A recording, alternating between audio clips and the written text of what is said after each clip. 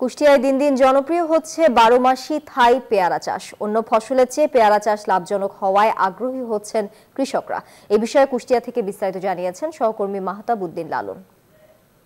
কুষ্টিয়ায় দিন দিন জনপ্রিয় হচ্ছে পেয়ারার চাষ।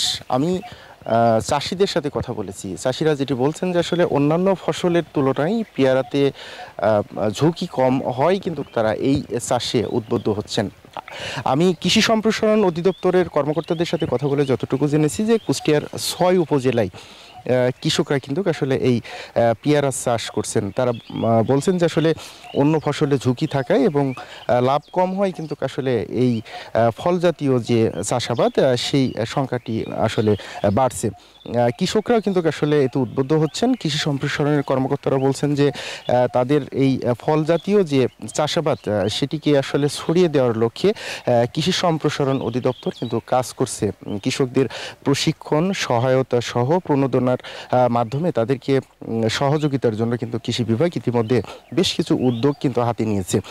আমি তাদের সাথে কথা বলে যতটুকু জেনেছি যে আসলে এই পেয়ারা কিন্তু আসলে সারা বছরই পাওয়া যায়, 12 মাসই আসলে এই ফলটি বাজারেও কিন্তু আসলে ব্যাপক চাহিদা রয়েছে, যার কারণে কিন্তু আসলে চাষিরাও কিন্তু এই পেয়ারা চাষে আগ্রহ দেখাচ্ছেন।